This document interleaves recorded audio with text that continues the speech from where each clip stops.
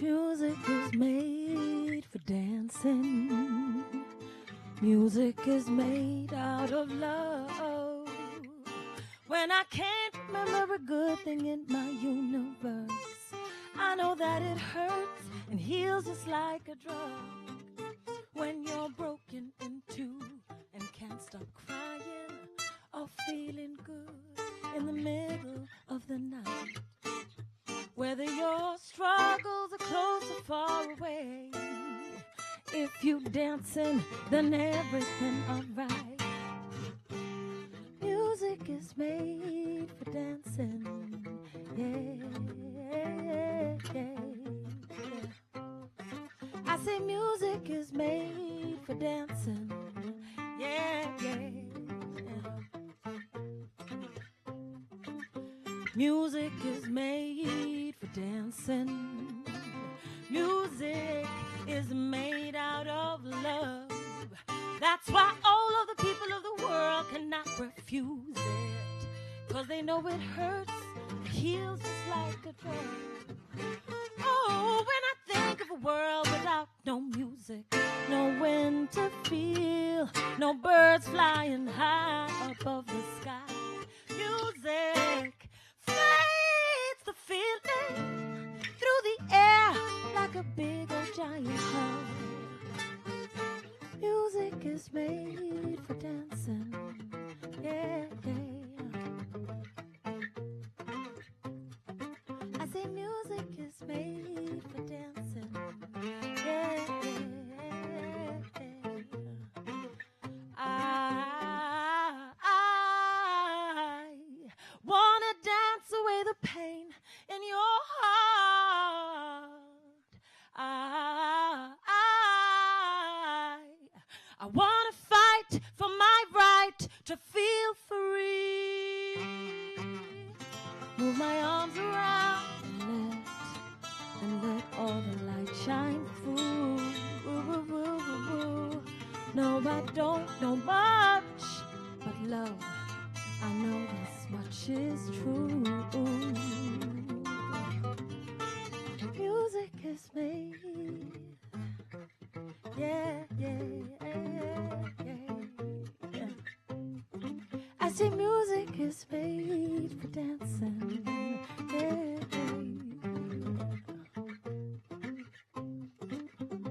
music, yeah, yeah, yeah, yeah. Music is made, music, yeah.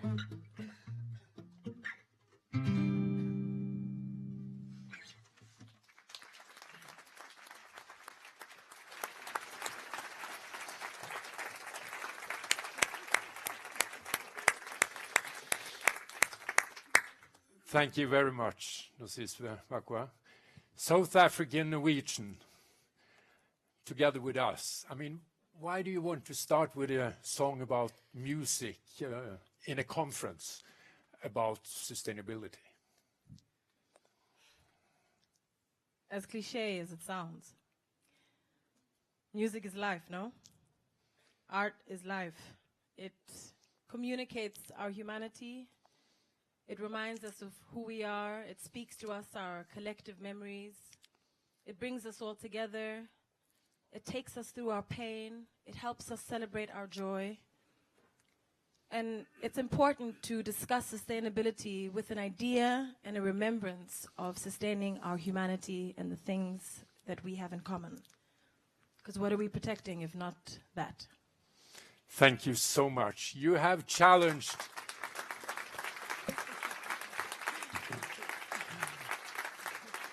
We know Nosiswe. I mean, she has challenged the world.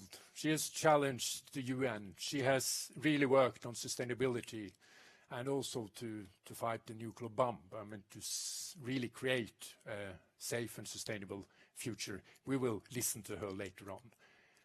Dear friends, we are going to move from Paris, New York, Davos into Høvik. We are going to move from risks into opportunities and solutions. We are here together to launch the Global Opportunity Report and to listen into the Explorer that gives us the tool to make a difference. I have to tell you that we are here today in safety. It's not expected any fire drills, but in case, move out there, move where you come from, or move into the left when you leave the room. I also have to tell you that we are live streamed. So the whole world will follow us. And they will also take part in the activities during the session, because we will also have some fun. We will together use our mobiles. We will have the Kahoot, and to check out if we also have got the key messages from the report later on. But now, dear friends, I'm so happy and I'm so proud to introduce the person that will really welcome us. He is our CEO and president in this independent foundation that owns the company of DNV GL that are safeguarding life, property, and the environment. And we all have this vision to have the global impact for a safe and sustainable future. Please welcome Remi Eriksen. It's good to see you. Thank you. Ladies and gentlemen, a warm welcome to the launch of the Global Opportunity Report 2018. Risk and opportunity is two sides of the same coin. And this is something well known to DVGL. Managing risk is directly connected to our central purpose of safeguarding life, property, and the environment, and the services we provide around that. And what we see with our customers is that when they manage risk effectively, they become more competitive, and the opportunity side opens up. And even better, less capital will be linked up to uncertainties and to contingencies, and this leaves funds for exploring and developing new opportunities. And even better than that, when you are really becoming adept at navigating risks, you build strength and resilience in working across sectors and become a disruptor in new sectors, like we have seen with Amazon, like we have seen with Google in the context of digitalization. Today is also about disruption. It's about seeing the opportunity in risk and taking action. And I believe this is a strength in the Global Opportunity Report. It projects real-world examples that inspires, like the entrepreneur in Ghana using blockchain technology to secure land rights, or the companies recycling waste to develop an alternative to cement, to feed the building boom in emerging economies. In between the first edition of the Global Opportunity Report in 2015 and today's report, we have interviewed more than 17,000 business leaders of all types around the world, from CEOs in large, well-established corporations to young startup entrepreneurs. And we have asked them and challenged them to come up with business solutions to some of the world's biggest risks. This year's report concentrates on the Sustainable Development Goals, which have been hailed as the biggest opportunity ever. It's a market worth some $12 trillion according to UNDP. And I believe SDGs represent the largest piece of market research ever conducted. It is in fact the future humankind desires and wants. But there are risks, grave risks, I believe, if we fail to deliver on the ambitions of the SDGs. In our Future of Spaceship Earth report that we had some 12 months ago, we identified 4 SDGs that were lagging and that was most likely not being achieved in the absence of extraordinary efforts from business, governments, and civil society.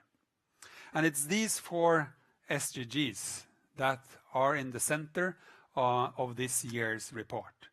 It is SDG number 10, reduced inequalities. It's number 12, responsible consumption and production. It's number 13, climate action. And it's number 14, life below water. A key takeaway from this year's report is that even within the most challenging areas facing people and our planet, there are considerable opportunities. But the proof of the pudding is in the eating. It is up to business everywhere together with governments to bite into the report, test its findings, and develop solutions of their own. I hope today's gathering provides opportunity for exactly that kind of interaction and creativity. But beyond this room and beyond this event, we need to intensify the power of partnerships. And that's why, and that's the thinking behind the new Global Opportunity Explorer, which we have developed together with UN Global Compact, Sustainia, and 5 other great companies. The Explorer, what does it do? Well, it allows business leaders, investors, and entrepreneurs to connect to new projects, new markets, and new partners. Some of you may know that towards the end of last year, DNV GL became fully owned by the foundation Det Norske Veritas, placing our independence beyond doubt and intensifying the commitment to the purpose of safeguarding life, property, and the environment. And today's launch, ladies and gentlemen, of the Global Opportunity Report 2018 is an enactment of that purpose. Thank you and welcome again.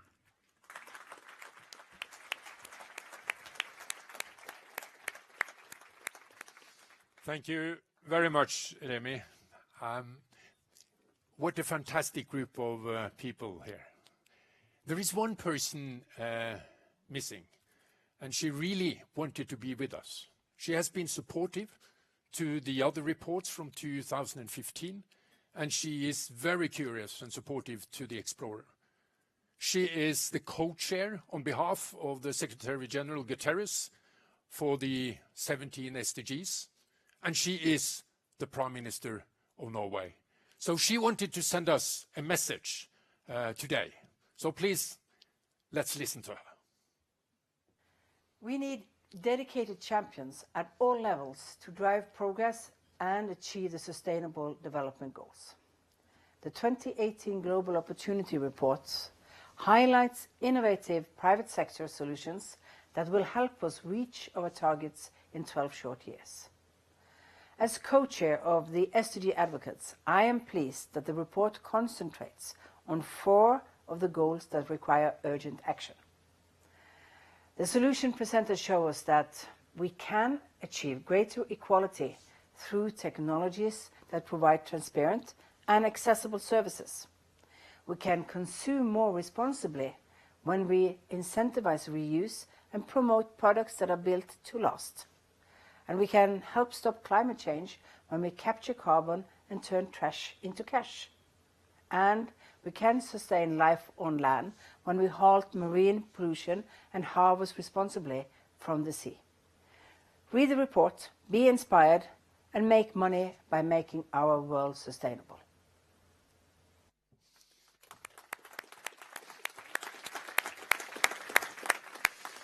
That's a loud and clear message to all of us. So now we have come to the point we are really why we are here. We would like to know what's in it, the report. What's in the report that can make a difference? And you know that this report is also taking out the best from the reports from 2015, 16, and 17. And we have with us the CEO of Sustainia. Sustainia, the group that has helped us, the UN Global Compact and the DNV GL, to develop this report and to invite business people and people from organizations and civil society from all over the world from 2015 and up to date. So please welcome Rasmus Pedersen, CEO of Sustainia, to take us through the Global Opportunity Report 2018.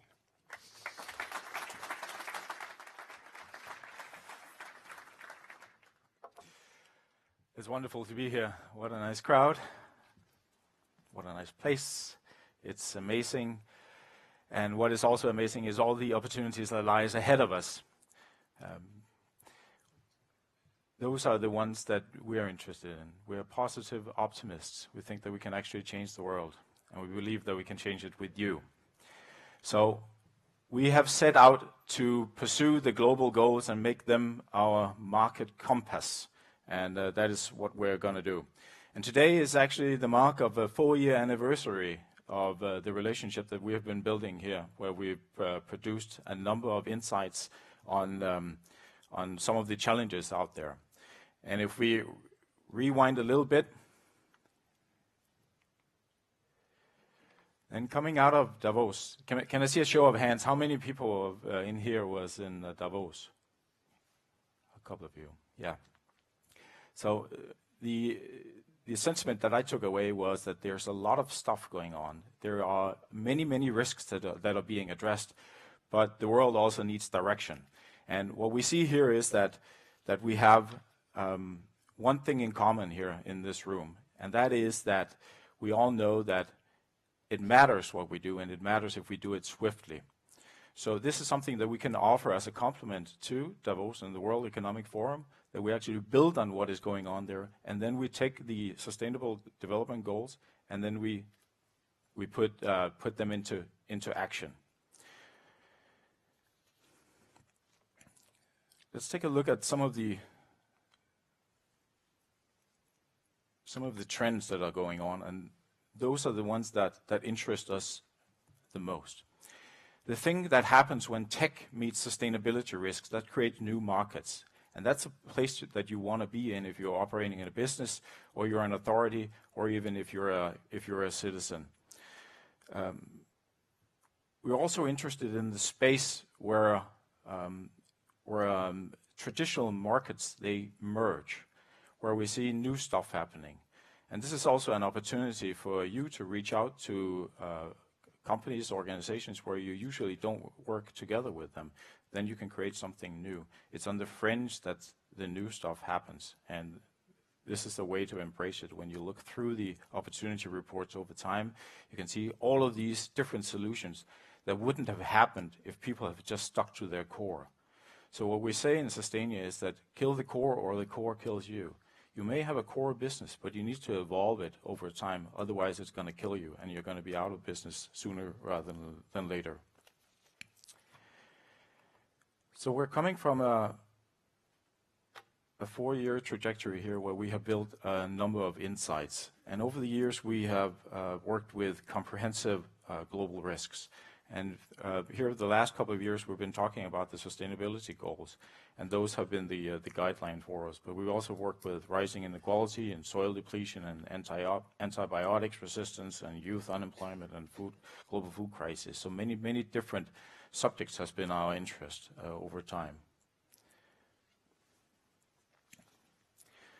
So right now, let's zoom in on the crux of this report. It's true that we're focusing on 4 goals, and that has given us way into 10 opportunities and actually 40 solutions. And we've created a call out for those solutions. We've gathered them from the Global Opportunity Explorer, and we presented them with a narrative so people can actually understand them.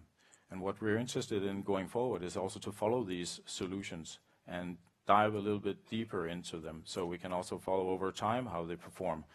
And that is something that can be interesting for everybody who's involved.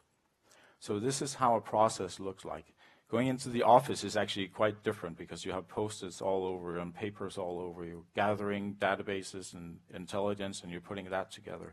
But basically, this is how the process is formed. You start out with the 4 goals that we have from Spaceship Earth, and breaking them down into 10 opportunities and into the 40 different solutions that are depicted. And there could be thousands of solutions out there. So this is just a starting point for us, and it's very important that these solutions are actually meant as an inspiration. It's both as a business proposition for those who are interested in that. They can partner up with them, they can invest in them, they can dive a little bit deeper, make proper due diligence, but it's also meant as an inspiration. So when we have these markets that are on the fringe, that we become inspired to actually pursue more detail. So we've had a top-down approach, but also a bottom-up approach, I would say.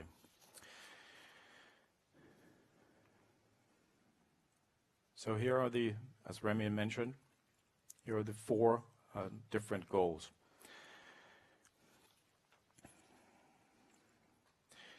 And here are the solutions, the opportunities. These are new markets to be explored, basically. And let me just highlight them briefly. Unchaining land rights, illuminating supply chain, alternative food sources, construction in progress, reuse to repower, upcycling carbon, keeping it cool, sustainable shipping, reimagining plastics, alternative aquaculture. And now let me focus on these 4. I'm afraid we don't have time for more. This is part of that market. We see a trend where people are willing to pay more.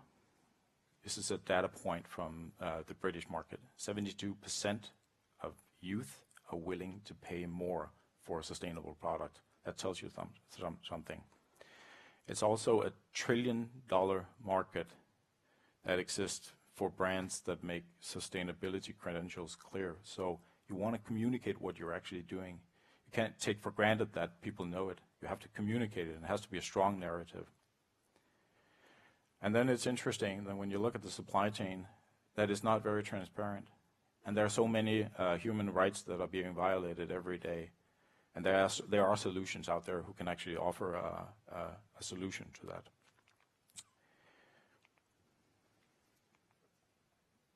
So here's one of those solutions.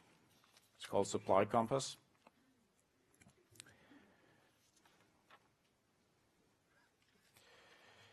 And what they're doing is that they actually have a service. I would call it a transparency service. They're mapping and vetting manufacturers. They do interviews with them. They receive performance data, and they provide that to the public so that you can actually make up your own mind whether you want to deal with them. So they're empowering suppliers, and they're putting best practice out there, and that's an inspiration.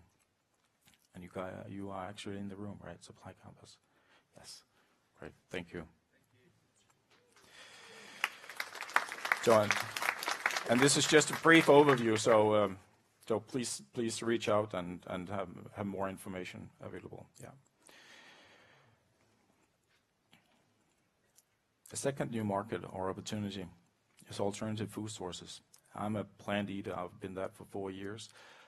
So I'm not into the next solution, but I know that my family would be, because they, I'm sure, would love the product. But we want to move away. I'm sorry to say if anybody in the room is going to be hurt by that. We can't eat so much meat anymore. So either you eat plants or you eat bugs.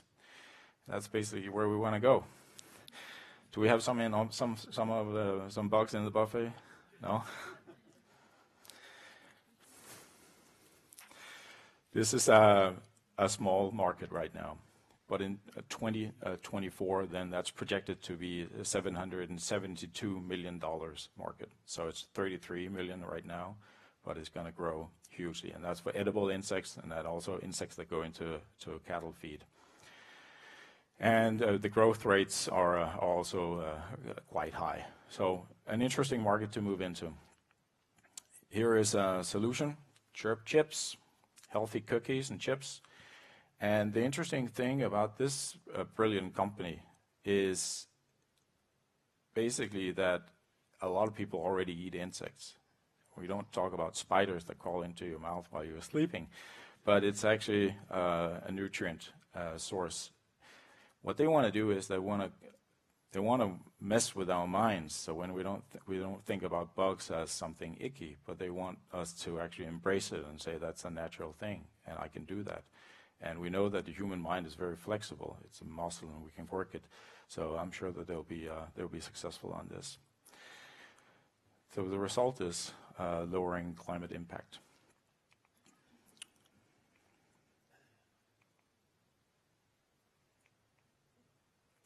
The third market, sustainable shipping. I used to be in the Royal Navy, so this is very dear to me.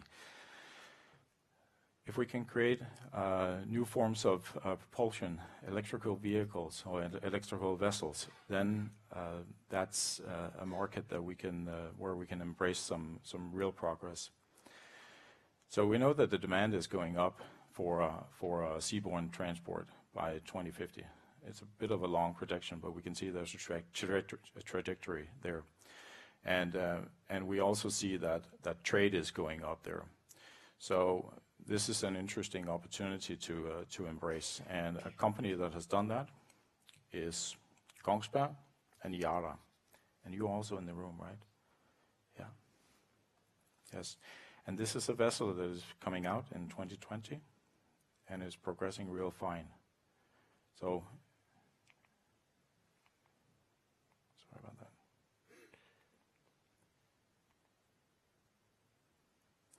So what you're doing here is basically you're removing a lot of trucks from the roads. They can also be EV trucks at that time, but you're removing a lot of truckloads. And you're cutting, and this is the most important thing about this, that you're cutting operating costs by a staggering 90%. So moving on to the last opportunity here. We all know plastics is a huge, huge problem. We spent too much of it, and it turns up in places where it shouldn't be. So 80% of all the marine litter is basically plastic marine litter. So we need to do something about that. And there's a lot of people out there doing it. And then one of the great companies are the Asian company Thread, so turning trash into fashion. So they've removed single-handedly, with a workforce of about 3,845 people, give or take, some 39 million plastic bottles, and created income opportunities for those people too. And they create a financial system around that company. So they create an ecosystem where they provide microloans for people. And if they hadn't been there, then a lot of families would be in disarray.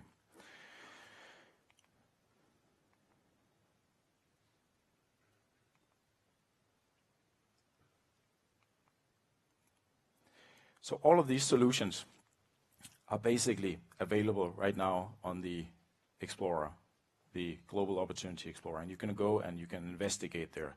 And there's going to be provided more solutions in the years to come. And we're going to dig deeper into those solutions. And you need to do something. And maybe today is actually a great time to do that. Because what we think at Sustainia is that, and we work with sustainable business and urgent solutions, is that you have 1,000 days. You have 1,000 days to act. You don't have until 2030. Then it's too late. So you need to act.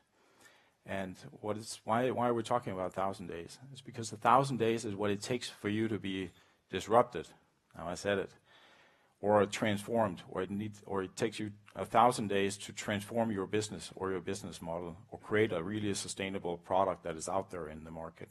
So we believe that you have 1,000 days. And if you start tomorrow, then I would say that you're you have a good start, but you're also one day down. So why not start today? Thank you.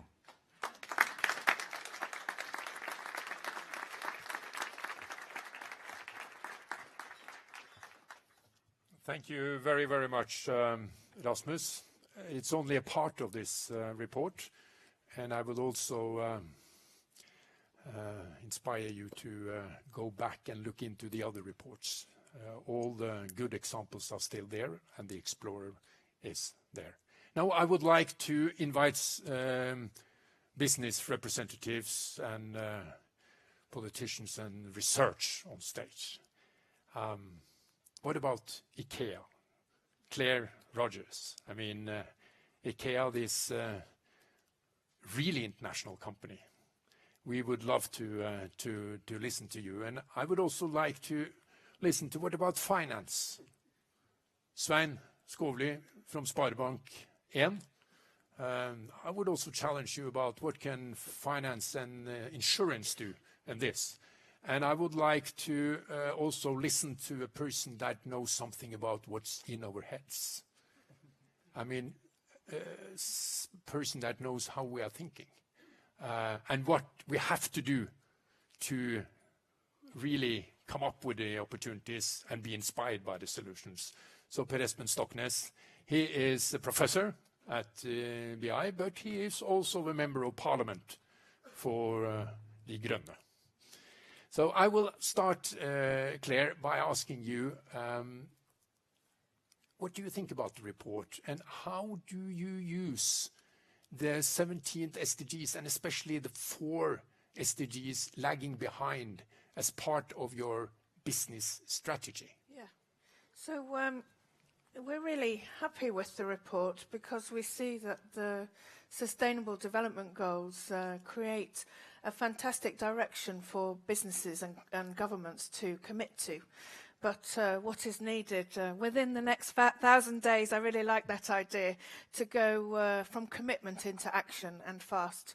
So we see that the opportunity report really creates the direction for markets and businesses to take that up and get into action fast. Yeah. Do you specifically focus on consumption and production? Absolutely, of course. So how do you do it? That makes sense, absolutely. How do you do it? We see that that is one of our biggest challenges, not only for the impact that we have, but also because our consumers are very interested in this nowadays. So, and then we have a vision that most of us who work for IKEA are very passionate about, and that is to create a better everyday life for the many people. And of course, you can't create a better everyday life for the many people without having a positive impact on both people and planet. So we have a strategy that focuses on a positive impact for people and planet. And in that strategy, 7 of the strategic development goals are in there, and then 3 are aligned with the 4 that you highlight. And then with the consumption particularly, our first job is to look after our customers, to make sure that they are able to get the best use from the products that we bring to them, that they can reuse them, repurpose them, resell, or repair, or dismantle and recycle at the last resort. And then we see that we have a big opportunity with materials. We're very aligned with some of the stories that we've already heard. We have a lovely new product, which is a kitchen door front made from recycled wood and recycled plastic bottles. And actually, when we first launched that just under a year ago, we couldn't keep it in supply. It was so popular with our consumers. So there's a real, not only a planet and a responsibility benefit, but a business benefit. What else do we work with? We recognise other materials that we need to take a big responsibility for. So since 2015, we've worked with 100% better cotton, better fish and seafood. And then we're very well on our way in our journey to have 100% better wood and paper that we will be at by 2020. Yeah. Thank you. I come back to the partnerships because you can't do all this alone. Absolutely. I mean, this is about corporate responsibility, is about the whole value chain. Absolutely. So I'll come back to that. But Svein, finance, insurance. One of the 4 SDGs lagging behind is inequality. The richer become richer, the poorer become poorer. How can finance and insurance really make a difference by taking the right initiatives here? Yeah, that's a very good point.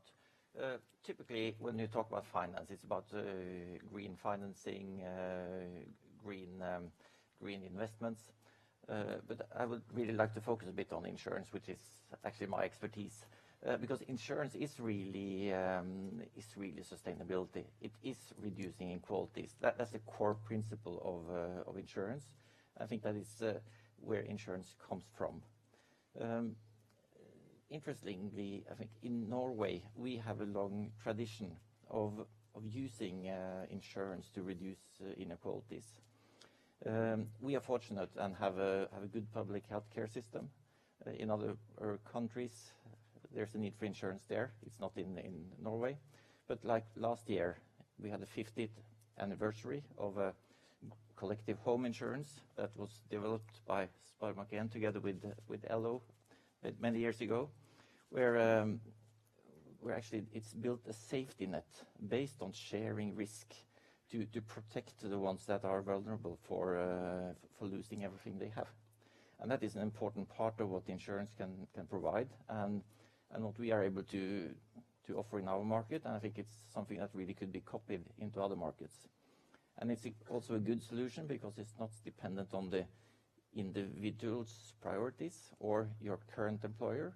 So it's a good way of building a safety net. What we are now doing is that we are moving insurance a long step further by introducing what we call smart insurance, where we use data and technology to motivate and reward safe behavior. And safe behavior is sustainable behavior, and it's also good for your wallet. Are you also changing your financial strategy? I mean, we heard from Storebrand, one of the partners to the Explorer, also that they locked out the coal, and they have challenged also other industries on fossil fuels. Have you done anything specifically also in that sense? Well, definitely, that's an area that has focus also in our organization. But we also focus on other areas where we are able to really make a difference.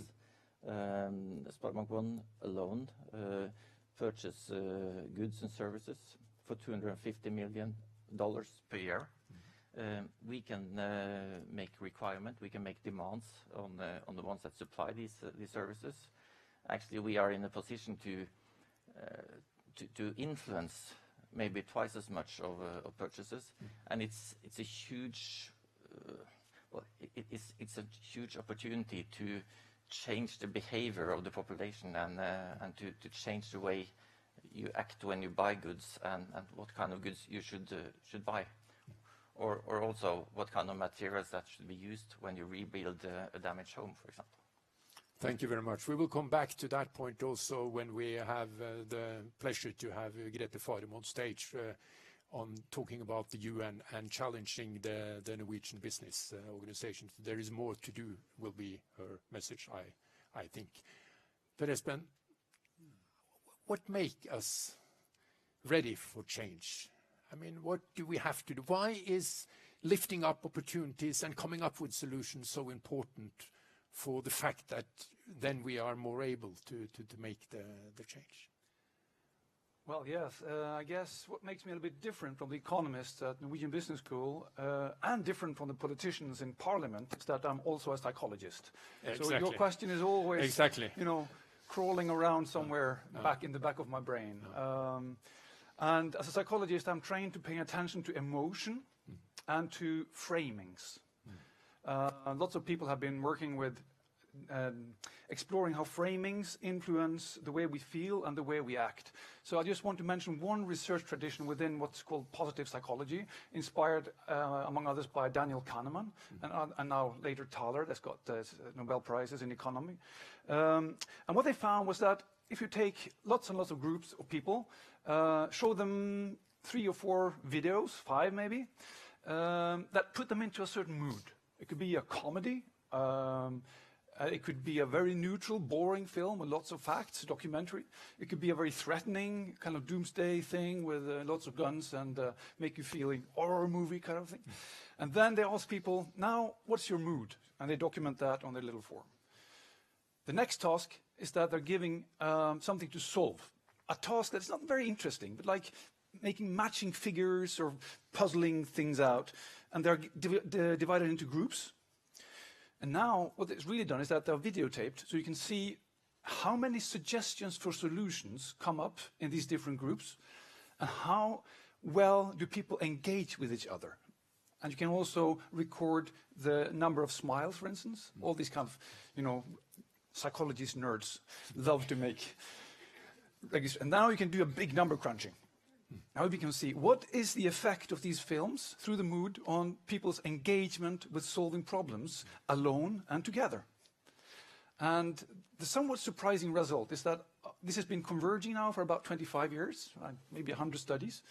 And they found that most of them converge on the 1-to-3 ratio, which means that for each threat you come with, you should come up with 3 constructive solutions or opportunities that are positive or engaging, something that you can build up on. And then this is what I like with DNV GL and Sustainia.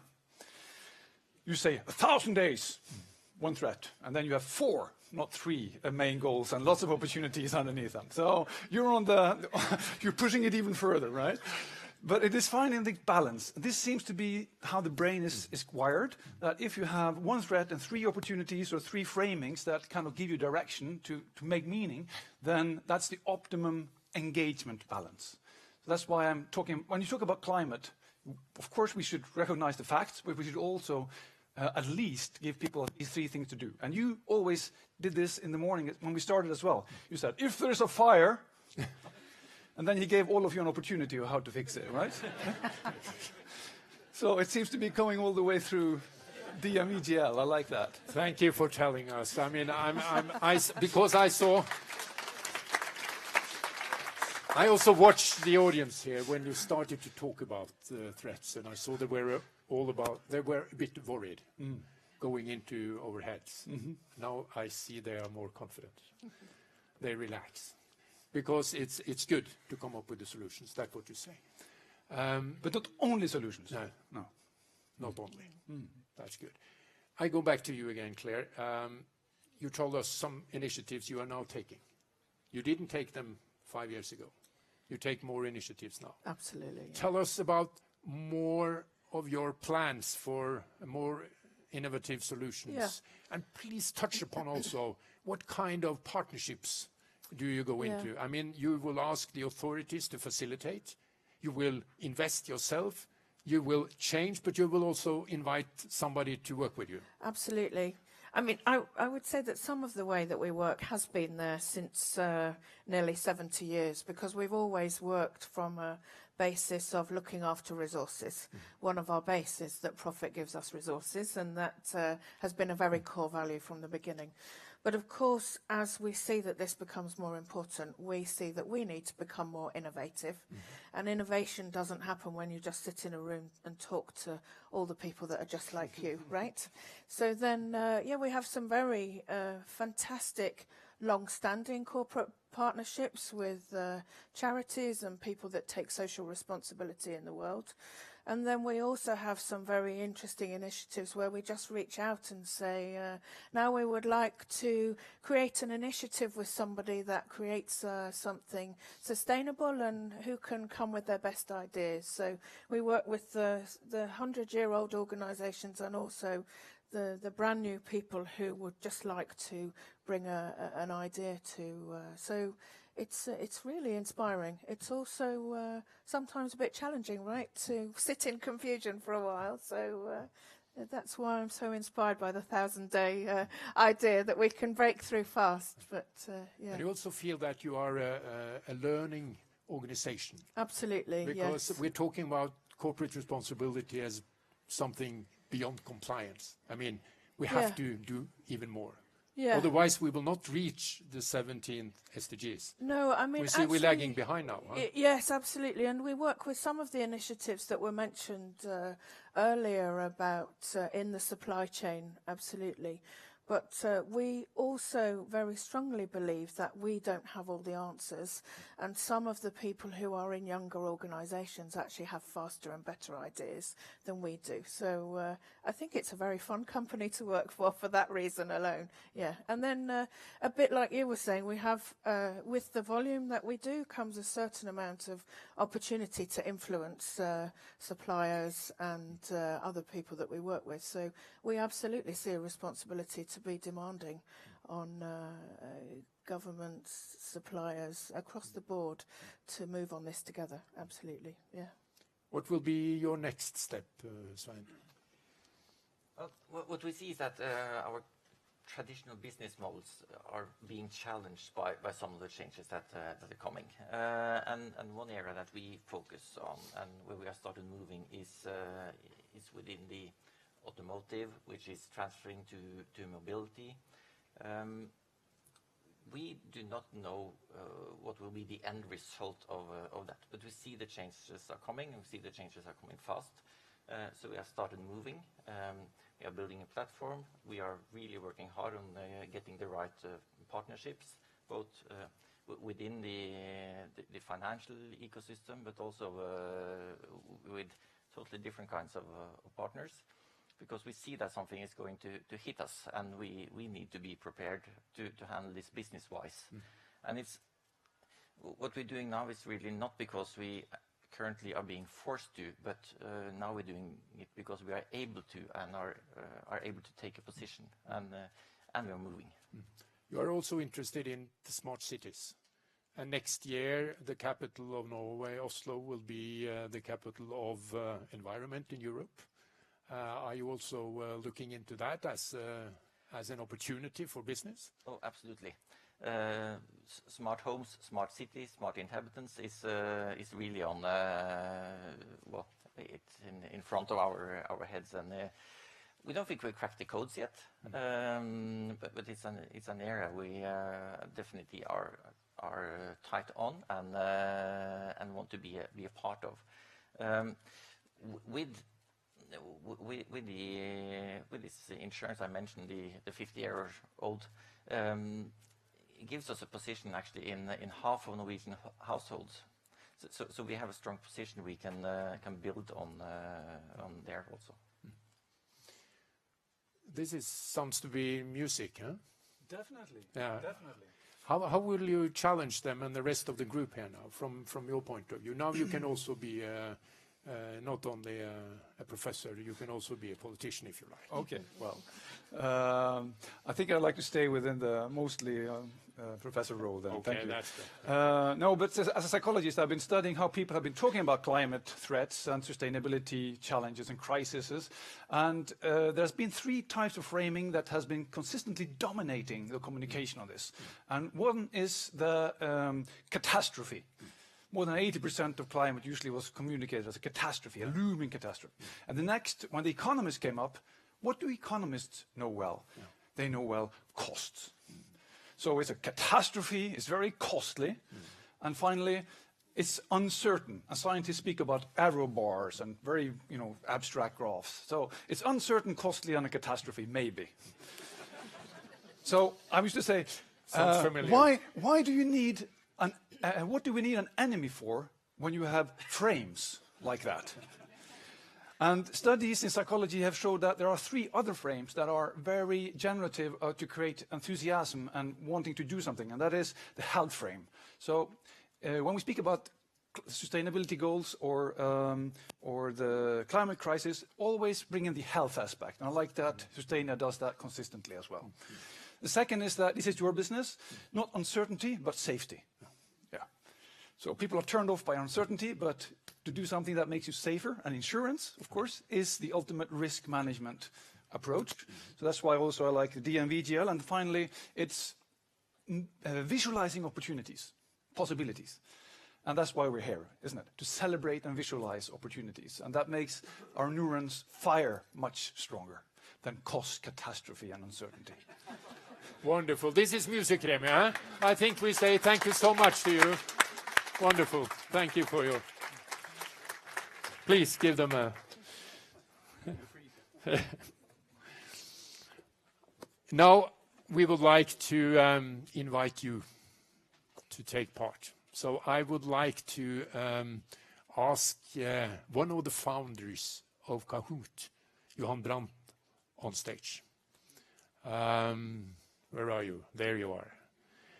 I would like to ask you, before you challenge all of us to take up the phones, I know that Telenor are very happy about that. But this is great, because we are going to have some fun, but we are also going to check out if we've got the key messages. But before you start to involve them, how did you come up with this, the group, with this Kahoot idea, which is something owned by the whole world now? Yeah, absolutely. I think the story it fits well with the challenge we all have now.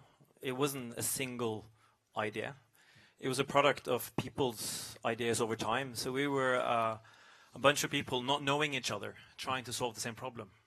And then through a very smart guy called Emil and Tenu, he realized all that you guys are doing something similar. You need to talk to each other. And then we fell in love with each other's problems and solutions. And then we started a job of building what we thought was an engaging way of making learning awesome again. And after that, we invited the world in to actually create the content and co-create the platform with us. And as we say on stage, Kahoot is not owned by Kahoot anymore. It's owned by every single user. And I think that's the future way of doing business, when you realize that your business is your user's business. So we use it at the universities, we use it in daily business, and we definitely use it Saturdays in our parties. Yeah, exactly. And this is a little bit of what I think with communication. If it isn't fun in a party, it isn't fun at school, and it's not fun at work. So exactly. I think we need to realize that we're humans, no matter where we walk, so we need to kind of keep that in mind. So please take us through. Yes. Come on. So, okay, and this game of Kahoot is going to be slightly different to what maybe you guys are used to. So what you're going to do is you're going to partner up with someone, because we're gonna experience the real world problems of solving problems. So that means team up with the person next to you, decide whose device you're going to use. If you don't have a device, then team up with someone around you, because we're going to play in team mode. And then you go to kahoot.it.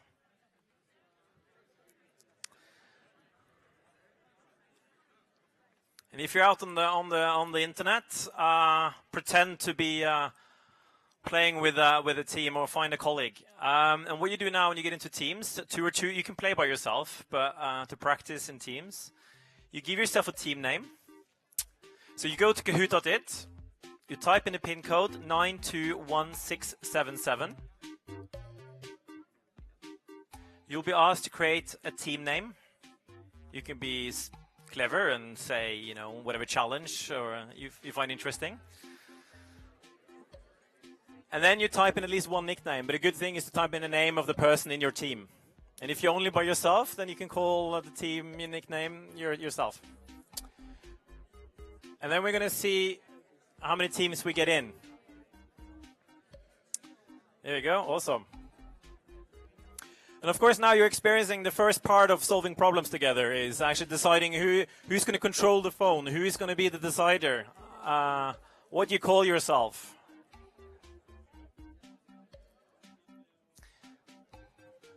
Awesome. And then I have to say that, oops, we're losing the screen. Now, if you're on the DNV Wi-Fi, I recommend turning off Wi-Fi and be on your 4G if you're Norwegian, because it's a lot quicker and you're sharing resources with everyone who are foreign who will be using Wi-Fi. The other thing is, if you're on 4G, you'll have a competitive advantage, because I bet you the Wi-Fi will not sustain all the people here. Okay, I think we should probably think about kicking off the game. This is a slight experiment because we're also live streaming, so we'll see what kind of load we're experiencing. But we're gonna have 80 team here. That's awesome. Okay, let's begin. Okay, are you ready? So now you'll have a team talk to decide between you What is the alternative food source highlighted in the Global Opportunity Report? Is it wild game hunting, urban farming, insects, or chemical compositions? Now you can start to commit answers.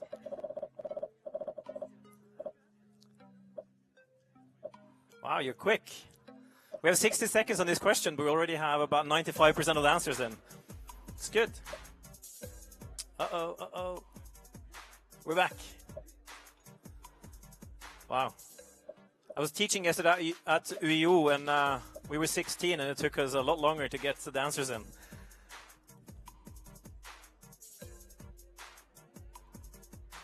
Let's see here how long we give the last laggers answer. Is someone struggling to answer? Maybe someone on the internet?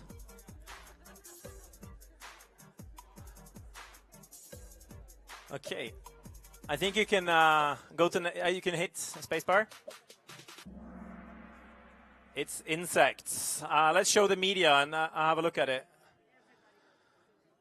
So this is your alternative food source.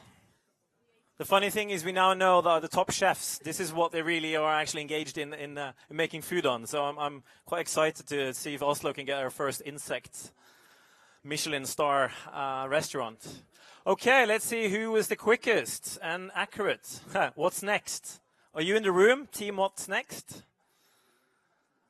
Awesome. Who is backstage?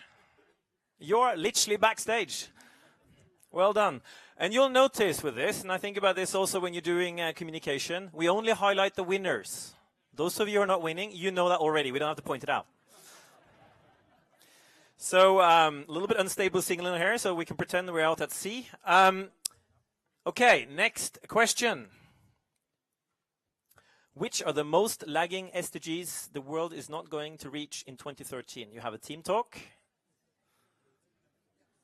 Now you can start committing your answers.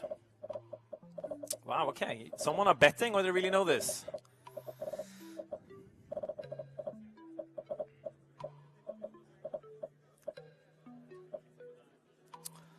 For those of you who haven't committed an answer yet, I can give you a hint to help you a little bit.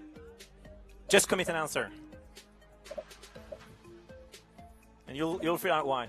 So basically what happens is you get points for being quick, but you get no points for being wrong, right? So there's always a balance, you know. Do I really know or should I just commit an answer? So when we get to about 15 seconds, we can then end this. So 5 more seconds if you're still wondering or struggling. Okay, cool. They're all correct. So of course here the game was to be the quickest, knowing that they're all correct. So let's see who cracked this one. What is this? A tomato plant? Who's the tomato plant? Well done. And of course you're of the younger generation, so you're using emojicons. Very clever. Very clever. A point about this as well is, I would say, when you're also doing this type of stuff, is that you can be anonymous. Is an important part of being able to take part. That you actually can commit answers and be part of the communication, but not have to commit yourself of who you are. And so on actually makes more people take part. So understanding that actually anonymous behavior is also an inclusive one. It's not just a danger, as we know from the internet. So there's always a balance between actually getting more people taking part anonymously versus actually knowing who you are. And nobody likes to put their hand up and being wrong. So just think of that. I'd like to know who's Kanina. Of course, Kanina. Clever. You're only 3 points behind. Well done. You can also look at your phone and figure out other people who are around you. If you're really doing, like, if you have like 500 points and you're really bad, you'll find someone else who might be below you. Okay. Let's do the next one. We only have a couple of more questions. Where can you find 1,000 sustainable solutions in one place? Cracker. Okay. Now you can commit your answers. Now you have to guess. There we go. This is good. I like this. Added resistance. Remember, learning comes through resistance. So this is you have to memorize the answers. Okay, we always have a couple of people who are not certain. Let's get to 83. I think that's normally where we get to. 83 teams. 84. Okay, wow. Okay, you have 7 more seconds before we move to the next one. Boom. Yes. Well done. So basically 90% of you got that one right. It's the Global Opportunity Explorer. And I think if you show media, I think that's the website. There you go. So there's no excuse now. And I'll challenge you afterwards to go home and make a game of Kahoot on the report, to challenge others on the things you think is important in the report, because every single one of you will, of course, find things in the report you think is interesting. Make a game of Kahoot and challenge others on it, because that's really when the learning comes. Okay. I think this is our final question. Oh, Kanina, you're still... Look, now you rise to the top. I knew it. I knew it. I saw it on you. Anne and Mats. Well done. And I would like to know, who's the futurist? Are you by yourself? But you write in plural. No, I'm just joking. Okay, let's get the last question. So basically on this one, if you have no clue, bet. If you have an idea but not sure, then of course get it right. Blockchain technology is highlighted in the 2018 report for helping in urban mining, applying agricultural land, building sustainable shelters, or securing land rights.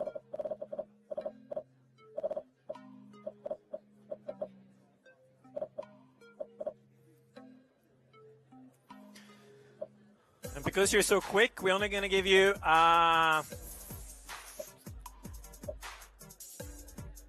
more seconds from now.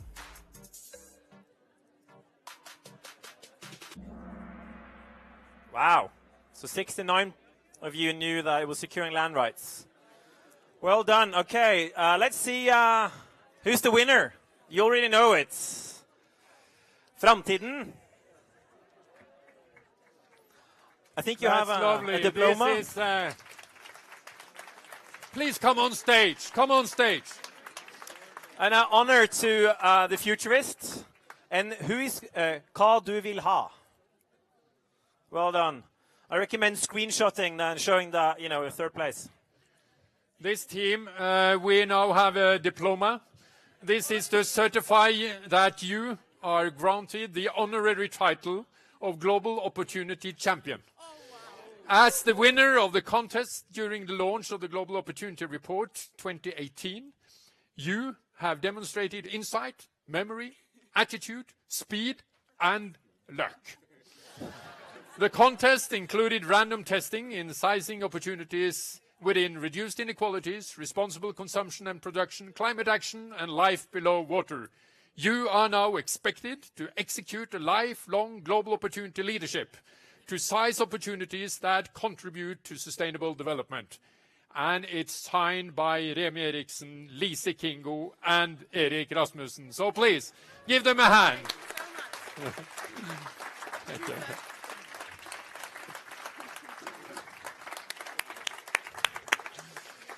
That's great.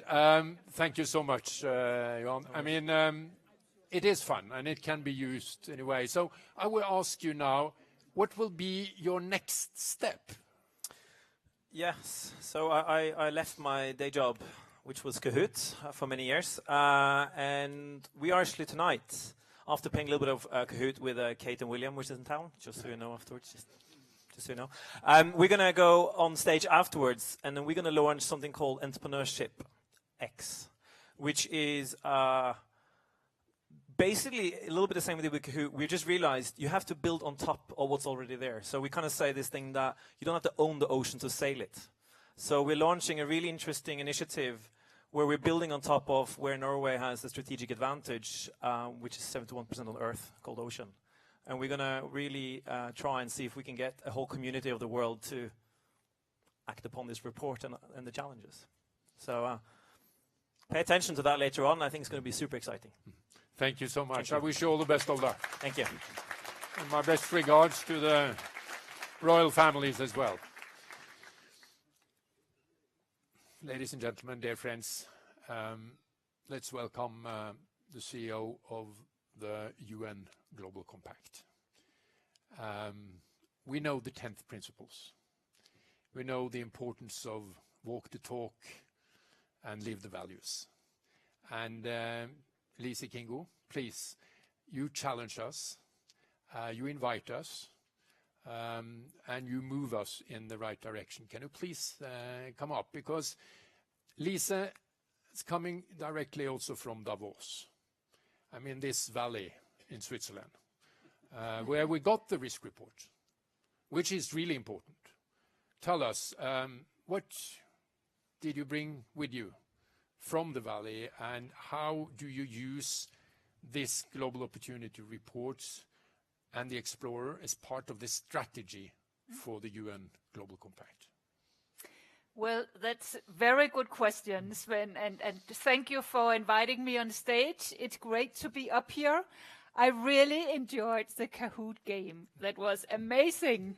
And I guarantee you there was no Kahoot in Davos. At least I didn't pick it up anywhere. But I mean, maybe there are not so many differences between Høvik and Davos.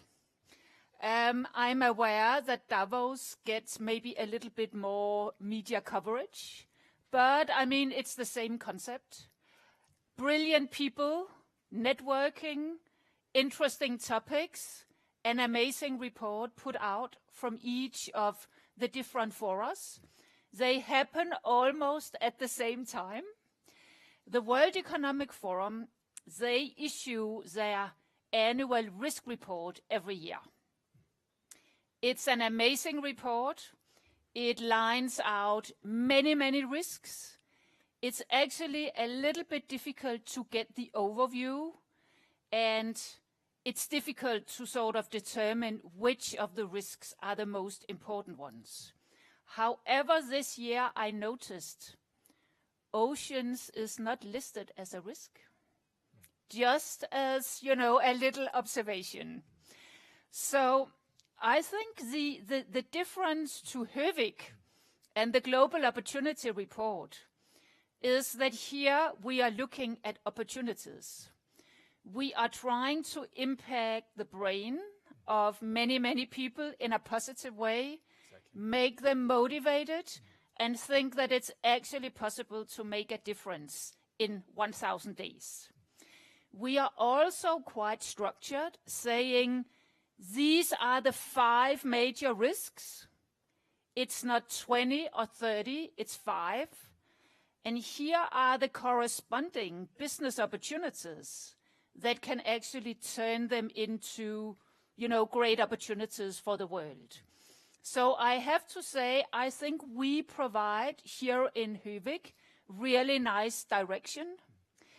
And of course, I want to remind you what the title of the Davos meeting was this year.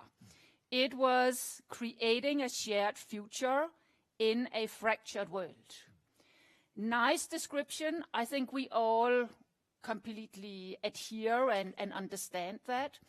But when you put up such a title, I think you get an urge to have a clear answer to what is the direction. I mean, we cannot just talk about being fractured and we are not in agreement and the planets are not quite aligned in the world. And what I'm so happy we are doing here today is we are putting the UN 2030 agenda and the 17 global goals up as our direction. Because the world did agree, Sven, 2 years ago in New York, that this is the plan for the world. It is the direction. And I recall from my time in business that once the strategy is in place, don't discuss it anymore. I mean, don't turn around in the middle of the river. We have the direction, the strategy, the plan. And my hope is that everywhere in the world, not only here in Høvik, let's remind each other that we have the plan. The 17 global goals are the plan for the world. How do you involve all the networks you have established around the world? You are in almost all the countries. Today you have established the idea of having a special Norwegian network of the the companies and organizations that have signed up. So how do you involve them so that they are moving in that direction and not only signed up? Well, a couple of years ago, actually, Erik Rasmussen from Sustainia and I were working together on how on earth do we communicate these global goals to companies across the world in a very simple and positive manner. So we came up with a very nice tagline called Making Global Goals Local Business. And that is the name of the campaign that all our local networks in 70 different countries are actually running and implementing. And today it's a natural part of our work. And everybody in each their country do their own Making Global Goals Local Business events. So the next big thing that is going to happen is in Argentina, where we are gathering the entire Latin American region, again under this banner. And Sven, I think it's another good example of the synergy between business, NGOs, civil society, when you take some of the ideas from each of the groups and apply in a new setting, because what we are doing at Compact these days is exactly what any multinational company would do in launching their new product. Our new product is the 17 global goals. We are campaigning, we are issuing playbooks, we are engaging our clients that are all the companies around the world, hopefully in an efficient way. Do you see a change? Yes. We discussed earlier today that in a survey we did this summer, 2 years after the launch of the goals, we are seeing that about 75% of our companies across the world have already picked up the SDGs. It's big companies, it's small companies, it's across the board. And I have to say, thinking back to the Millennium Development Goals that preceded this ones, they were not picked up in the same way. And maybe it's because business was part of a consultation process that started 3 years before the goals were actually launched. And I think many companies feel that they have put their fingerprints on the goals. And it's always more fun to take ownership of something when you feel you have been part of doing it.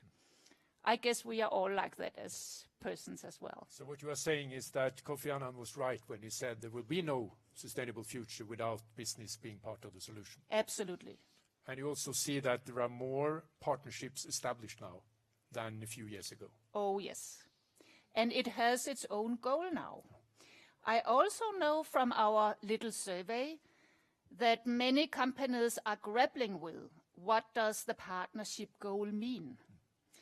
But here I think that both the Global Opportunity Report that we are seeing today and the Explorer are giving hundreds of great examples of how these partnerships look in real life. And I think we should continue to show the faces of the business people that know how to do this and also tell their stories. So it becomes concrete and not a sort of abstract exercise happening in some nice UN hall. I mean, it's happening on the ground everywhere in practice. And that's why you need the Explorer, and that's Yes. why you use it to make us join it and follow up and get new ideas. Huh? Yes. Thank you so much, Lisa. We look forward to work together with you in the future as well, all of us. Thank you. Thank you.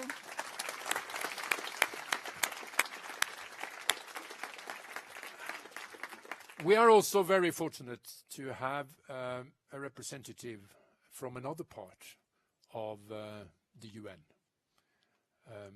Grete Faremo, you are the Under-Secretary General of the UN. You are Executive Director of UNOPS. We really would like to know more about that. And I have also asked you, and you were eager to challenge us, also Norway, because you are working with the whole world. You are buying a lot of stuff and services to all the UN activities. You're actually a very important part of the UN system, so please come on stage. I would very much like to get your views about this. And I also would like to know, why are you so interested in this opportunity report and the Explorer? Okay. Good afternoon, everybody, and thank you for inviting me here. And let me state up front, you may know my name, but maybe not UNOPS. So I have actually decided to try to give you 3 takeaways. A bit more knowledge about UNOPS, a bit more knowledge about the UN procurement, because I think that is really important to actually realize the Global Opportunity Report and also the Explorer intention. And the third one is, of course, hope to leave you with also understanding of how UNOPS can be the facilitator, the catalyst. And to start a bit with UNOPS. We are unique in 3 ways. Actually, I take away that one again so you don't start to read the numbers. We are unique in the UN system in 3 ways. We don't receive core funding from governments. We only do implementation, no policy function. So you can just imagine how hard it is for a politician in earlier life to be non-political. The third thing is we are headquartered in Copenhagen. That offers an opportunity for Norway, as it does to all the Nordics, not to gain favors that the rest of the world will not gain, but actually to showcase innovation, the force of business in this region. UNOPS works in more than 80 countries. In the conflict zones, in the vulnerable, the fragile countries. We do 1,000 projects a year, and quite successfully so. We actually grew our top line by 25%, only from 16 to 17. The need for an organization like ours is evident. We run like a private business, but non-for-profit. So we actually know a lot about how to manage risks. This is actually attractive to business. And in the UN, we drive innovation because we also need to keep our partners happy. We need them to come back. We need to be cost efficient. We need to be effective. We need to be creative about building value. Partnerships matters to us. The rest of the UN family is a big partner for us. But we go beyond. We work with governments and we work with private sector. So let me try to move this further.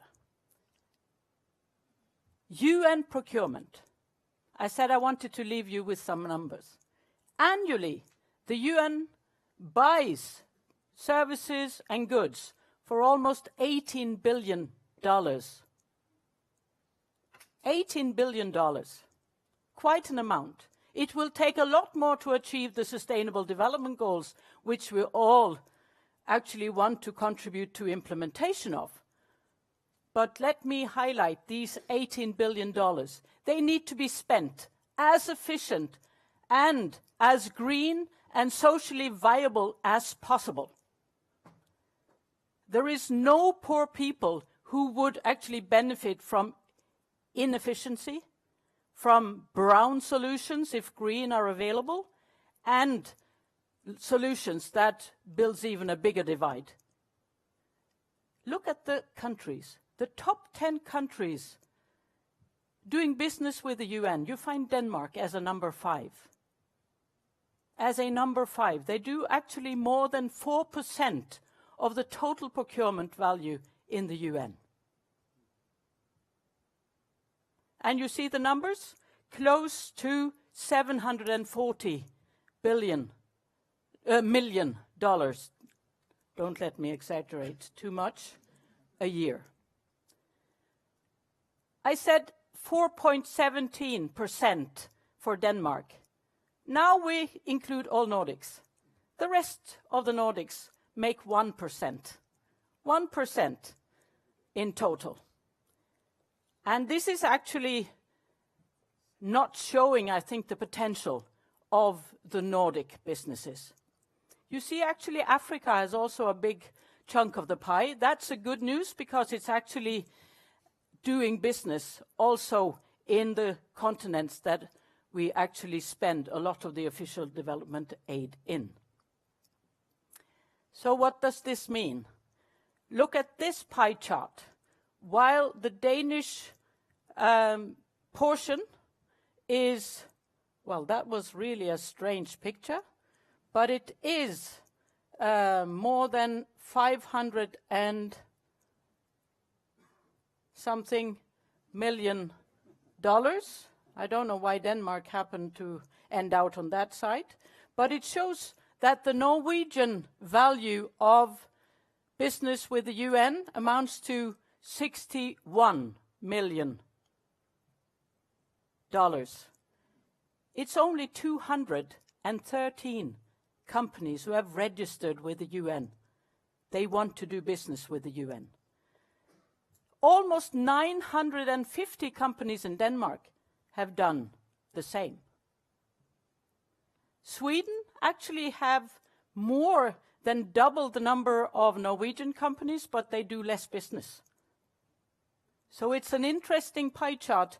And what you see, I started as executive director in UNOPS in 2014. I cannot say that I can take credit for all those increased numbers here, but Norway actually do more business compared to 14 with UN than before. We actually, through our joint achievements, have increased the Norwegian business with UN by 124%, and the potential is stronger.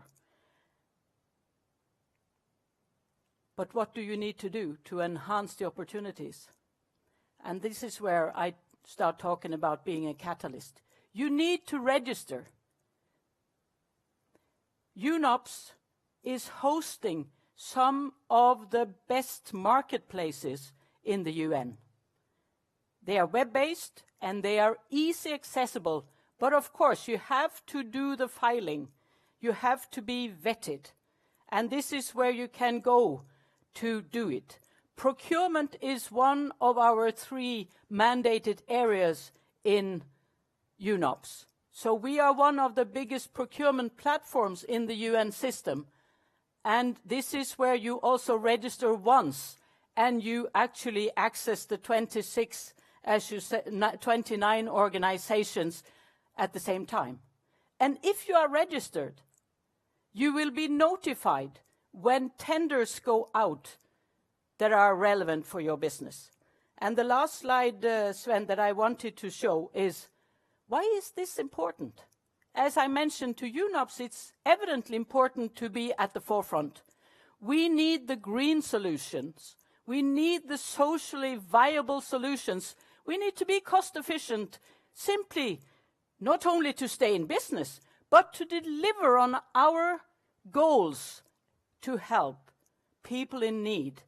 We help build communities. We help countries actually develop.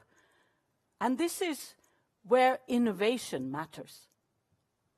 And to make the point clear, this is also about how we avoid leaving people behind, how we are helping equal opportunities for both genders and actually make a sustainable future for all. Thank you very much, Grete. Thank you.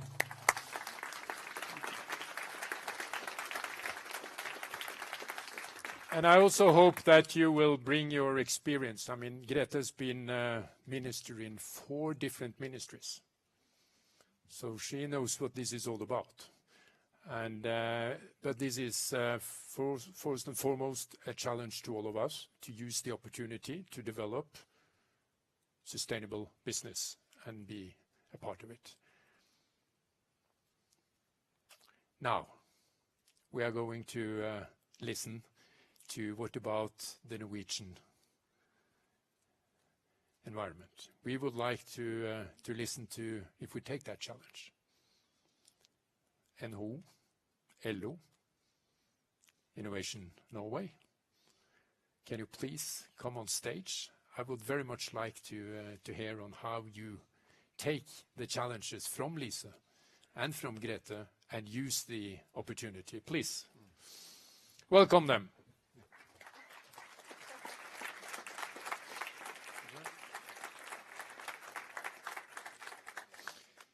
Kristin Skogen Lund, Hans Christian Gabrielsen, and Anita Krohn Troseth. The last one, I just have to say, welcome home. Yes, thank you. She has been working with us for many years ago. Kristin, the cooperation and confederation of Norwegian enterprises. How do you involve yourself in the 17th SDGs? Quite a lot. We participate in a lot of different arenas, organizations, global compact, so we take part in a lot of the efforts. We also try to be a keen advocate of the business opportunities. I tend to say it's not only business responsibility to help meet the goals. Meeting the goals is actually business. And I agree very much with what you just said, that it's only when you combine the force of business and all the other good intentions that you can really make progress and substantial solutions to this. We are also very keen to show society that business is the solution, not the problem. We need to, and I think we have a way to go still to find the acceptance for business role in that. Do you meet any dilemmas? Where do you see the challenges for involving business? I mean, yeah, there are dilemmas, and I think it's very important to realize that succeeding in this will need a lot of cooperation between business, between sectors. I think the Yara Kongsberg example is a brilliant one in doing that, with the employees, with the government. And I do see maybe one major dilemma, and it is that the geographical areas where this is needed the most is often in the developing part of the world, where business also meets increased risks in terms of poor governance, corruption, lack of transparency, etc. And that holds business back.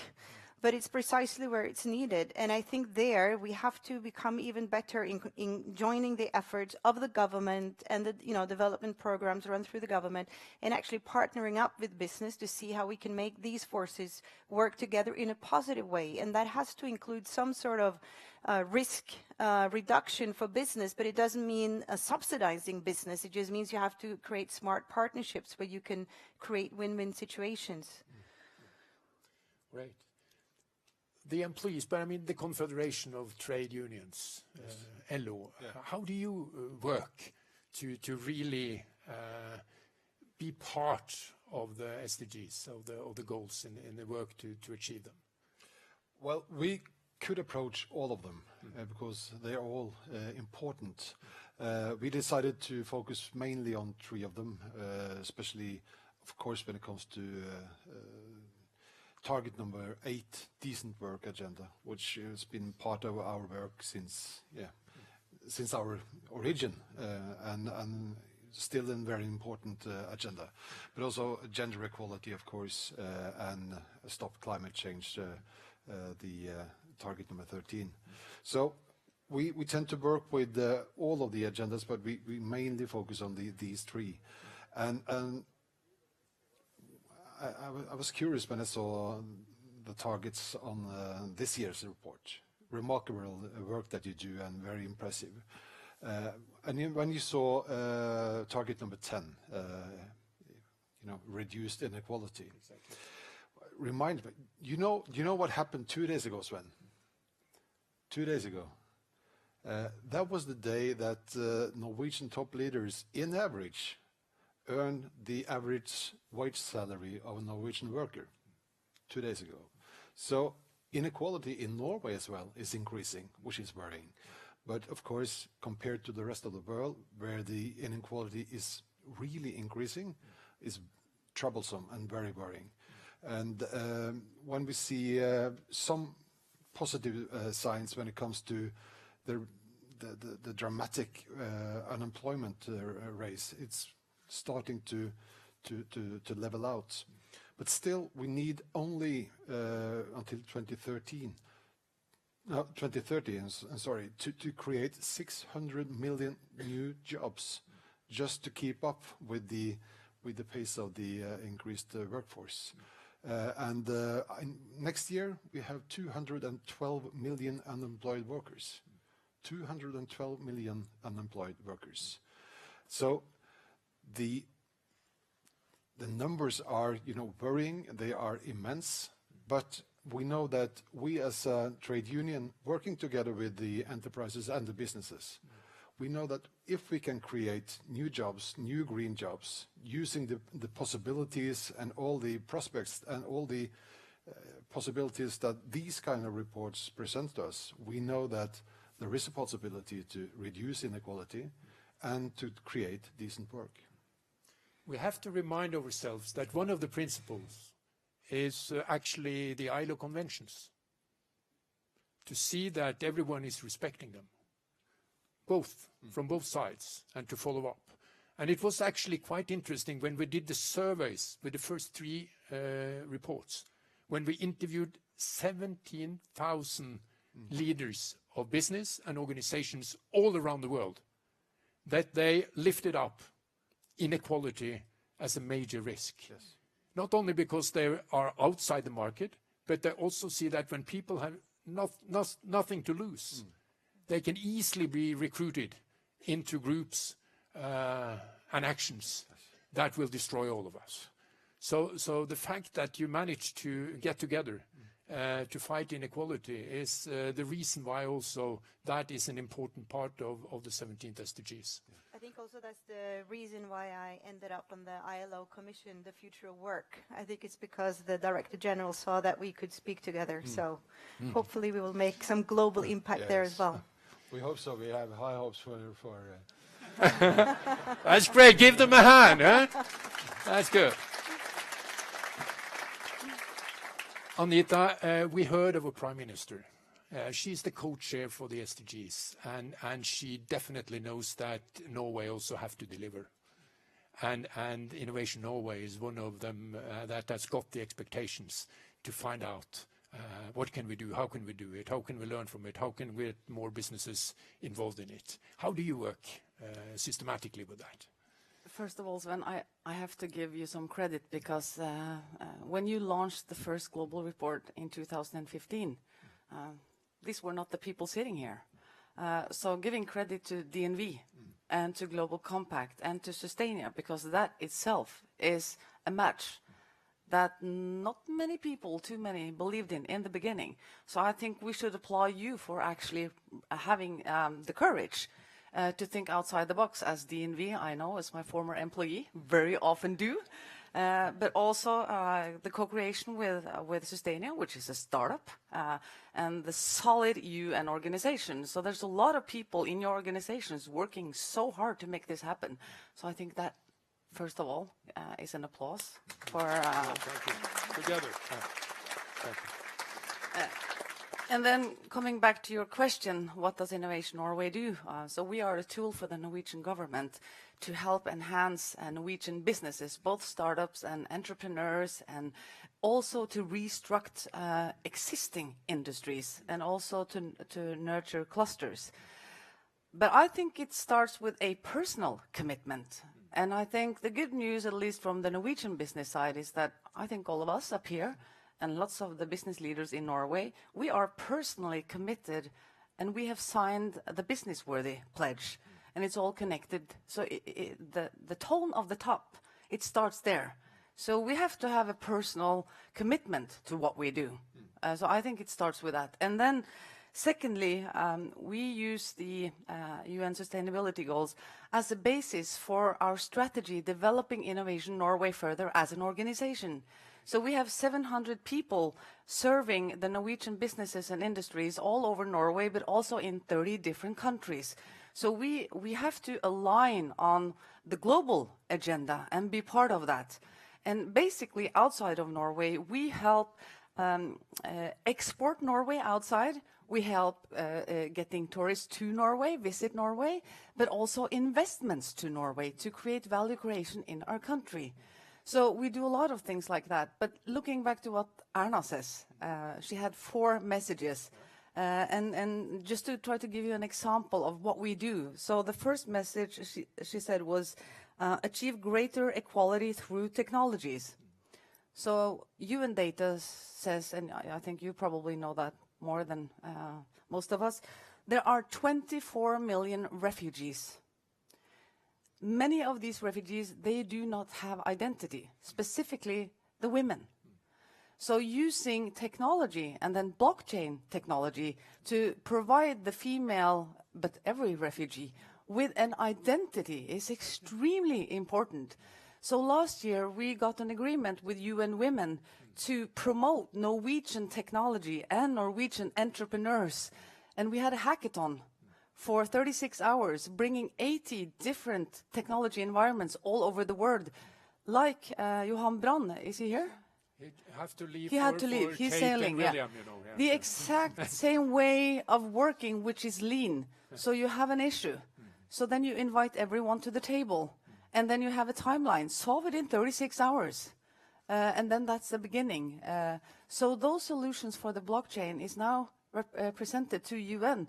And we hope to get it sold through Grete and UNOPS. So we also need to make the different UN organizations to work together. And secondly, Erna said, going from trash to cash. There's so many examples of circular economy companies all around Norway. They are brilliant. One is a small company in Nordland. They call Siglar. So what they do is they take the trash from the fish when they are out fishing, the head. Most of us don't eat the head. Most of us, maybe you do, I don't. That's usually trash. So what they've been doing is that they make a business idea, taking care of the heads. They take it to land. They make a production where they actually dry the fish heads. They export it to Nigeria. The Nigerians take it back and they use it to male. What's that in English? Grain it, and then they use it as a protein to food for the Nigerians. And these are usually, an export for 400 million that would have not existed some years ago. So when this export says it's 40 opportunities, working with entrepreneurs and startups and existing companies, there are so many more solutions that can come into this book and this Explorer. Now I understand why you're a partner to the Explorer. So we just get more and more ideas into it and make the Norwegian Explorer. May I ask you, the two of you, we got a challenge from Grete here, telling us that there is more to deliver. There are more opportunities in a huge market on sustainable business. Yeah. Kristin. Yeah, we have spoken a lot about this, and she's so right. And I was very happy I haven't heard the new numbers, so I'm very happy to hear that it's moving in the right direction. And if you look at the sustainable goals, and you look at the sustainability goals, and you look at Norway's competence, there is such a good match. I mean, think about, for example, the one about the oceans. So there is a good match. We have so much to offer, and we just have to be a lot better at selling ourselves out there. So.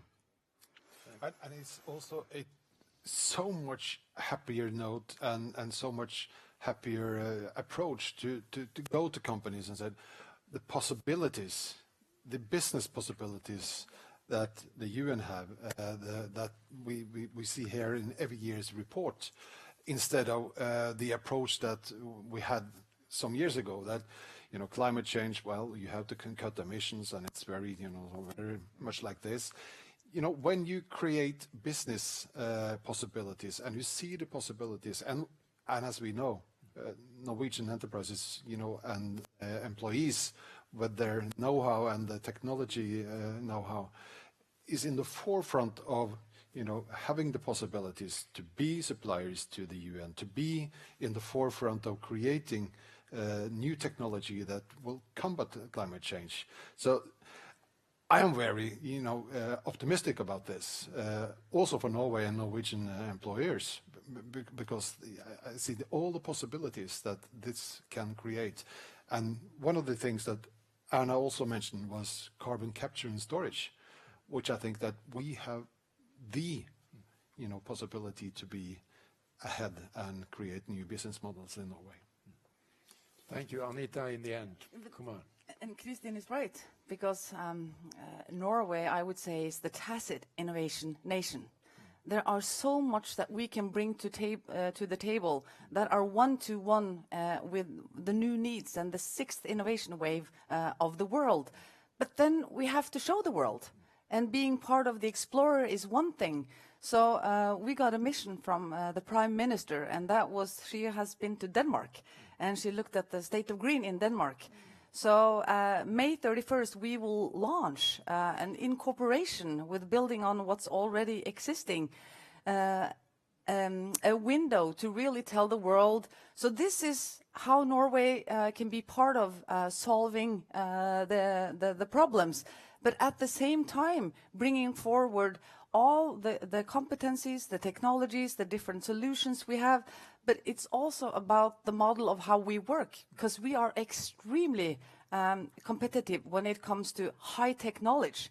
When it comes to hiring professors and PhDs, we are really competitive. It is not expensive in Norway. So we have to change the narratives a little bit and then show the world what we can bring to the table. And that's a lot more than we think. The Norwegian model, which was our team name, we didn't come top 5. So we should have. Yeah, we should have. Yeah, it's going to come in. I forgot my glasses.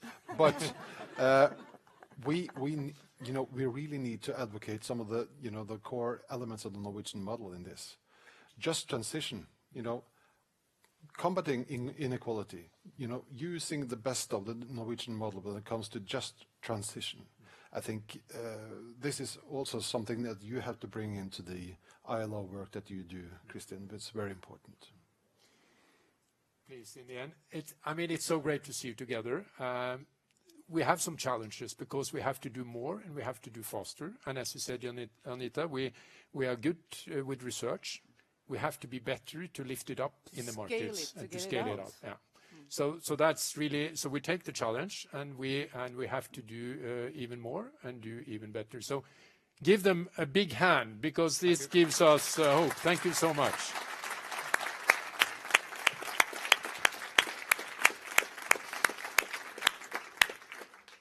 May I also ask you to watch for what can happen tomorrow, Lisa? The UN Global Compact, together with the maritime industry and the Norwegian government, will give a strong message about how we can really work with the life below water and to do more and do better. And we have a lot of resources that we would like to develop. So please look for that for tomorrow morning. Now, we need to know what's next now.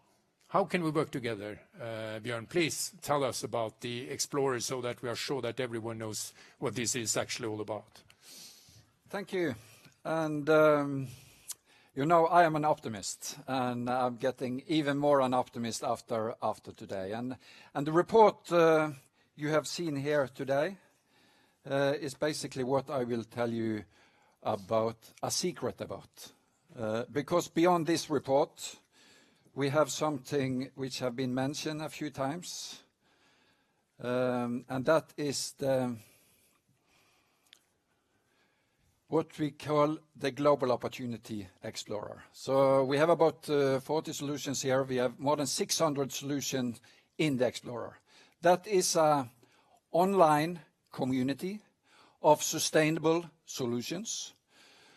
and it's made in partnership between Sustainia and UN Global Compact and DNV GL. But we also have got partners in with Grundfos, with Innovation Norway, with Storebrand, Nordic Impact, and Sparebanken 1.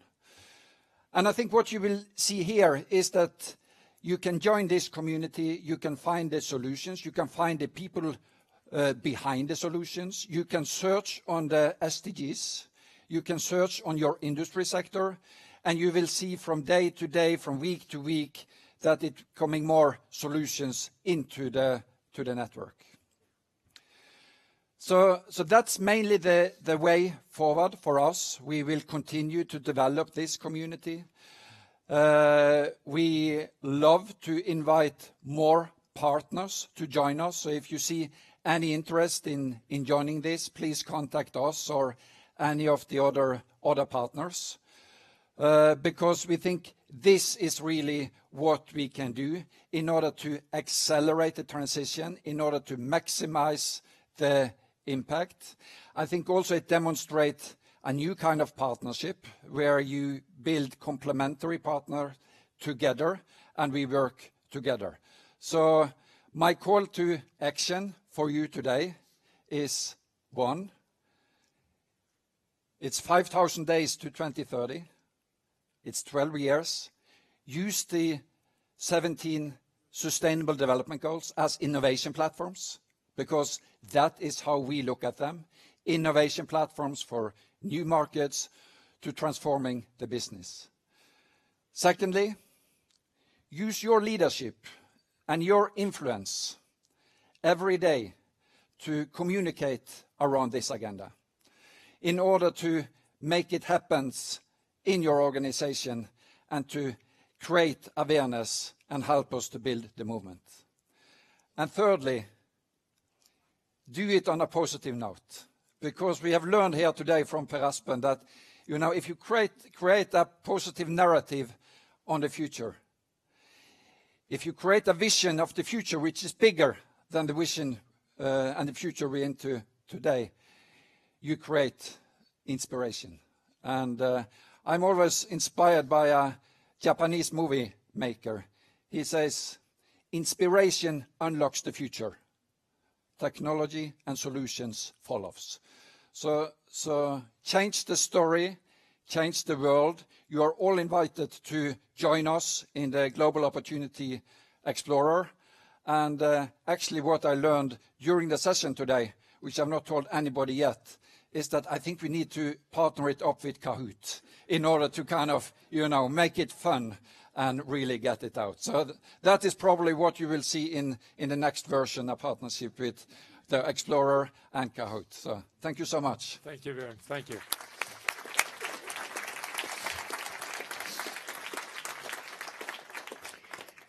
Thank you so much. And I would now love to ask Narcissus to come on stage again to end this session. Let us also remind ourselves the reason why the world managed to develop the Sustainable Development Goals. We have one globe. And from the UN Millennium Goals, to fight poverty, to give access to clean water, to education and to health services, to the 17th Sustainable Development Goals, there was a change where business were part of the team, where civil society took part in it, and definitely where we have to work together with the research, because it must be real and we must build on knowledge to make the right thing right. So now, Narcissus, you will end up with a song, and I will ask you, because I'm thinking about Václav Havel now after this session. He was asked by 300 journalists if he, are you an optimist, Mr. President? You went from prison to palace. And he was thinking. And he said, I'm not an optimist because there are so many people that does bad and wrong things. But I'm not a pessimist because there are so many good people taking the right and good initiatives. So what I would say is that I'm hopeful because we see some opportunities and the solutions in the future. So I just wonder, how do you like to end up? And what will be your message through your song and maybe your reflections being here together with us today? And after the song, we will take care of each other outside. So please. I want to say, Sven, that I'm very thankful that I get to stand here. And I'm very thankful that I also was allowed to listen to a lot of the innovative things that have been said. And there was one thing that was said in the last panel debate that pointed towards the importance of authenticity, that it must come from a space of believing, so that we don't just keep on repeating beautiful words and practices. And a meeting and a conference like this shows that when you think out the box, as you do, Mr. Mulder-Clive, then beautiful and impactful things can happen. I decided to become a singer because I like to match with... no, I'm kidding. Because I realized that song and the creative spirit was really important to me. But I come from a space of activism. I used to work in ICANN, so I stand before you, a Nobel Prize winner. Thank you very much. So I come from a space of knowing what belief and hard work and collective engagement actually can do. I know what speaking truth to power feels like. I know how difficult it is to be innovative in rooms where people don't actually know if they want to change their minds. I know how important it is to be resourceful and to keep on pushing. And one of the last things that was said here was something about changing the narrative.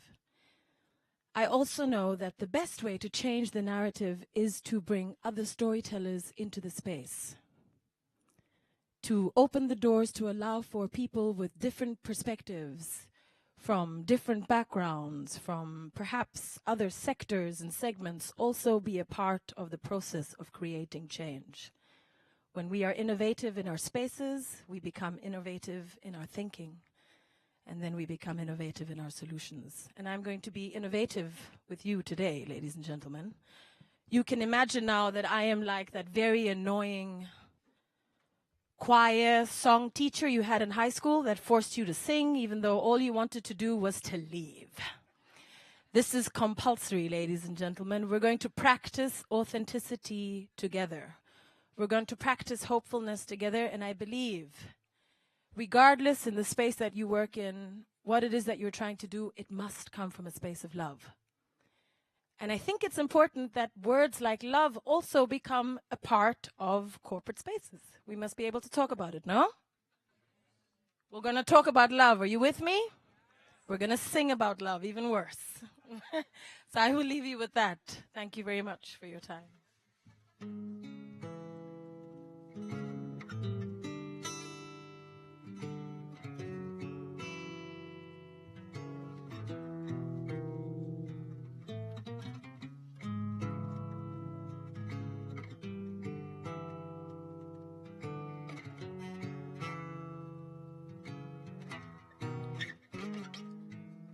I can hate myself and resent you, or work on something beautiful.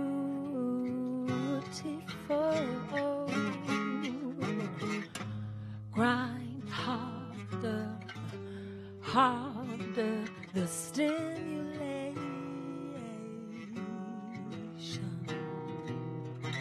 and load shedding like an ESCOM station. The lessons you will learn will guide you home.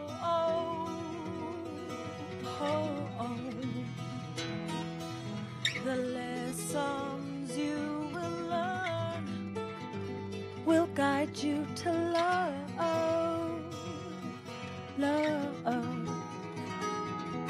I embrace vulnerable I know there's strength in this. And though it's harder, we choose to live higher, kicking out the lesser elements from my block, not wanting myself to feel not allowed to take stock. The change I crave, the change I crave.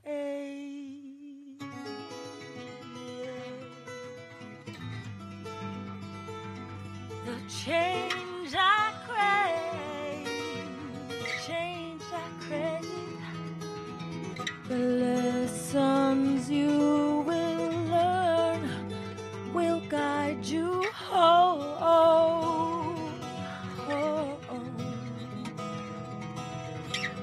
The lessons you will learn will guide you to love, love, love.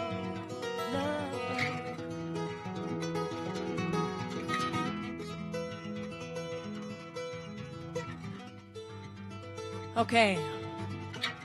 So we can do this with our eyes open or eyes closed. It's up to you. But you're going to sing after me, and then you're just going to keep on singing the same phrase. Are you with me? Good.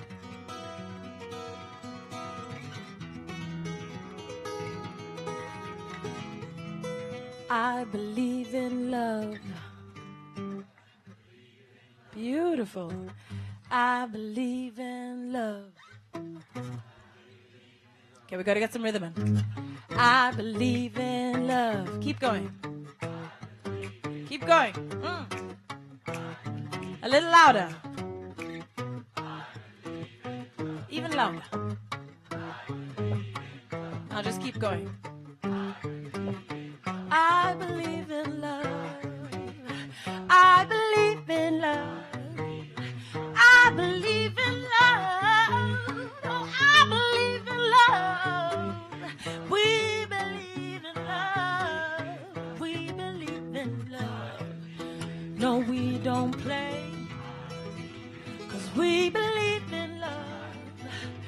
We will fight for love. We will work for love.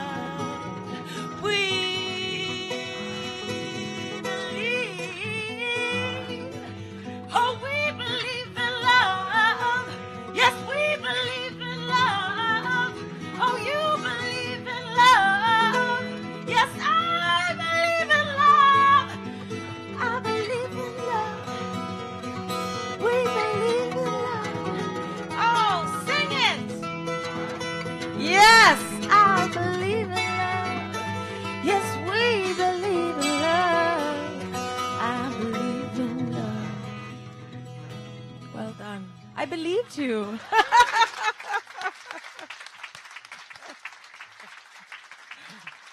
Thank you. On the Schule, thank you very much.